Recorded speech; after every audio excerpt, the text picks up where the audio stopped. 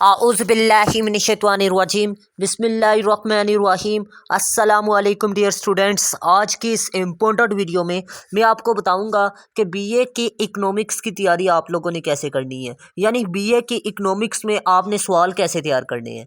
तो ये तरीकाकार बहुत ही आसान और इसके अलावा टू द पॉइंट होगा जो मैं आपको इस वीडियो में दिखाऊंगा। तो काइंडली आपने इसके मुताबिक हर सवाल को तैयार करना है। और होता यह है कि स्टूडेंट दरअसल रट्टा लगाना शुरू कर देते हैं सवाल का, और बाद में पता चलता है वो सवाल तो मेरे जहन से निकल गया जब पेपर में बैठे हुए थे। ठीक है, तो इस चीज़ से आपने बचना है और आपने रट्टा नहीं लगाना, सिर्फ सवाल को समझ कर जाएं। ठीक है, अब आपको इस वीडियो में जो तरीकाकार बताऊंगा, मुकम्मल गाइड करूंगा, आपने उसके मुताबिक स्टेप बाय स्टेप तैयारी करनी है। ठीक है, सबसे पहले बात बताता चलूँ कि आप लोगों ने ये पॉइंट्स को अच्छे तरीके से तैयार करना है जी। इंट्रोडक्शन ऑफ क्वेश्चन, आपने हर लिहाज से जो अहम सवाल मैं दूंगा, आप लोगों ने सिर्फ वही सवाल क्या करना है जी, तैयार करना है, लेकिन उसका सिर्फ तारुफ आपने तैयार करना है। ठीक है, तारुफ के बाद अगर उसमें डेफिनेशंस आ रही हैं तो आपने अच्छे तरीके से डेफिनेशंस तैयार करनी है। ठीक है, अगर उस टॉपिक की या उस सवाल की कोई डेफिनेशन है तो वो आप इंट्रोडक्शन में लिख सकते हैं। ठीक है, हेडिंग्स आपने अच्छे तरीके से तैयार करनी है जी तारुफ के बाद। अगर हेडिंग्स आपकी तैयार नहीं होंगी तो आप लोगों का पेपर किसी भी लिहाज से सही नहीं होगा। ठीक है, अगर की पॉइंट आपको हेडिंग के दरमियान कोई नज़र आता है, आपने अंडरलाइन करके उसे अपनी नोट्स में नोट करना है और उसी को तैयार करना है, ना कि आप लोग हेडिंग का मुकम्मल पैराग्राफ तैयार करें। ठीक है, क्योंकि मैं पैराग्राफ लिखने का तरीकाकार आपको सेल्फ बताऊंगा जो कि बहुत ही आसान होगा। ठीक है, रिमेंबर कोटेशंस, अगर कोटेशन आ रही है या कोई फैक्ट्स एंड फिगर आ रही है या कोई अदातो शुमार ज़ाहिर हो रहा है तो आपने उसको लाजमी अच्छे तरीके से तैयार करके जाना है। ठीक है, सवाल का, ठीक है, हर सवाल का, ये ना हो कि आप लोग सिर्फ एक बुक में से पूरे अहम अहम चीज़ें, मतलब एक सवाल का आपने इंट्रोडक्शन तैयार कर लिया, दूसरे सवाल की आपने कोटेशन तैयार कर ली है, तीसरे का कैलकुलेशन नहीं, मतलब एक सवाल की आपने सारी चीज़ें तैयार करनी है ये वाली। ये ना हो कि आप हर सवाल की एक एक चीज़ तैयार कर रहे हो, इस चीज़ से आपने बचना है। ठीक है, कैलकुलेशन आपने तैयार करना है जी। कैलकुलेशन यानी हरफ आखिर अगर नहीं लिखा हुआ सवाल का तो आपने खुद से बनाना है। ठीक है, वो कैसे बनाना है वो मैं आपको अलग से गाइड कर दूंगा। ठीक है, तो आप लोगों ने सिर्फ और सिर्फ ये स्टेप हर सवाल के लिए फॉलो करने होते हैं। इसकी वजह से चेकर आपको पास या फेल करने का फैसला कर देता है। ठीक है, यही चीज़ें आपकी एग्जामिनर चेक कर रहा होता है, ना कि आप लोगों का मुकम्मल पेपर चेक करे। उसके पास इतना टाइम ही नहीं होता कि वो आपका एक एक लफ्ज़ चेक करे, क्योंकि हज़ारों की तादाद में उसके पास पेपर होते हैं, और जब हज़ारों की तादाद में पेपर होना तो उसके पास टाइम नहीं होता। सिर्फ वो ये चीज़ें आपकी चेक करता है और आपको पास या फेल करने का फैसला कर देता है। तो आपने इन चीज़ों को हर सवाल की तैयार करना है, ना कि आप लोग पूरा सवाल तैयार करके जाएं।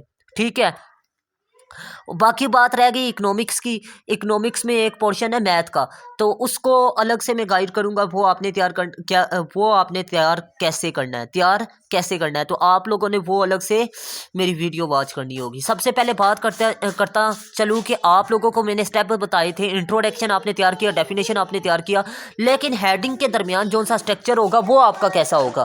तो आपने एक हेडिंग को एक हेडलाइनें लिखनी होती हैं। एक टॉपिक सेंटेंस, जो हेडिंग है उसके बारे में आपने लिखना है, जो हेडिंग है उसके बारे में आपने लिख देना है। मतलब जो हेडिंग का लफ्ज़ आपने यूज़ किया ना, उसी को आपने जुमले की सूरत में लिखना है। उसको हम क्या बोलते हैं, topic sentence. Extension of the paragraph, extension of the paragraph वो होता है जिसमें आपने बात को क्या करना होता है, लंबा, हेडिंग वाली बात को आपने लंबा कर देना है। ठीक है, ये आपका एक्सटेंशन ऑफ द पैराग्राफ हो गया। ठीक है, एक्सप्लेनेशन मतलब पहले दो जो उनसे निकात है ना, उनको आपने क्या कर लेना है, उनकी तशरीह कर देनी है। ठीक है, उन दोनों की तशरीह कर देनी है। ठीक है, ये आपकी एक्सटेंशन ऑफ द पैराग्राफ होगी। एग्जाम्पलीफिकेशन, आपने कोई मिसाल दे देनी है, कोई कौल लिख देना है, कोई अदातो शुमार लिख देना है। ठीक है, ये आपकी एग्जाम्पलीफिकेशन। और हेडिंग के बारे में आपने कैलकुलेशन लिख देना है, बस हम कह सकते हैं ये डैश है। ठीक है, मतलब जो टॉपिक है उसी को ही आपने हेडिंग के तौर पर लिख देना है। ये आपकी 5 चीज़ें हैं एक पैराग्राफ को लिखने के लिए। कोई भी पैराग्राफ पकड़ लें, आप प्रैक्टिस करें, नहीं समझ आ रही तो आप उठाएं और मुझे दिखाएं टॉपिक, तो मैं आपको बताऊंगा इसका टॉपिक सेंटेंस, इसका स्ट्रक्चर क्या होगा। ठीक है। कोई सा भी मैंने आपको सिर्फ और सिर्फ ये हेडिंग लिखने का तरीकाकार बताया। हेडिंग के अंदर आपने पैराग्राफ कैसे लिखने हैं। होता ये है कि स्टूडेंट को हेडिंग के अंदर पैराग्राफ लिखना नहीं आता और बाद में वो रट्टा लगा रहे होते हैं। और रट्टा लगाने का नुकसान ये होता है कि बाज़ औकात किताब में भी चीज़ें जो उनसे लिखी होती हैं वो ठीक नहीं लिखी होती, और स्टूडेंट जब रट्टा लगा रहे होते हैं तो वो चीज़ें जब ठीक नहीं होती किताब में ही, तो उसने पास खाक होना है। तो किताब भी इंसान बनाते हैं, इंसान से गलती हो सकती है। तो आपने इस चीज़ से बचना है कि आप लोग रट्टा लगाने के बजाय सिर्फ और सिर्फ सेल्फ राइटिंग का तरीकाकार सीखें। ये सेल्फ राइटिंग का तरीकाकार है जो कि मैंने बताया है। नेक्स्ट मैं इसी वीडियो में बताऊंगा आपको, लेकिन उससे पहले मैं एक अहम बात बताता चलूँ कि अगर आप लोग मेरी ऑनलाइन क्लासेस अटेंड करना चाहते हैं तो मोस्ट वेलकम। ऑनलाइन क्लासेस दिन के किसी भी वक्त आप अटेंड कर सकते हैं। डेली टेस्ट सिस्टम होगा, ऑडियो वीडियो लेक्चर सिस्टम होगा, और दिन के किसी भी वक्त आप क्लासेस तक रसाई हासिल कर सकते हैं। ठीक है। और क्लासेस के लिए अगर आप कांटेक्ट करना चाहते हैं तो मेरे व्हाट्सअप नंबर पर कांटेक्ट कीजिएगा। ठीक है। और अपना नाम, अपनी क्लास लाजमी सेंड कीजिएगा, और किसी भी किस्म का आप लोग कोई फालतू मैसेज ना कीजिएगा। और इसके अलावा आप लोगों ने एक बात यकीनी बनानी है कि चस्का लेने के लिए आप लोगों ने मैसेज नहीं करना। अगर आप लोग क्लासेस के लिए इंटरेस्टेड हैं तो आप लोग कांटेक्ट करें। ठीक है।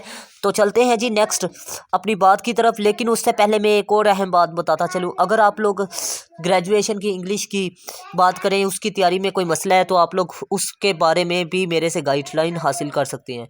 ठीक है। और इसके अलावा अगर आप लोग CSS या PMS के कैंडिडेट हैं तो आप लोग फिर भी मेरे से कांटेक्ट कर सकते हैं। मिलते हैं इस तरह की नेक्स्ट इन्फॉर्मेटिव वीडियो में। अल्लाह हाफिज़। पाकिस्तान जिंदाबाद, पाकिस्तान इंदाबाद।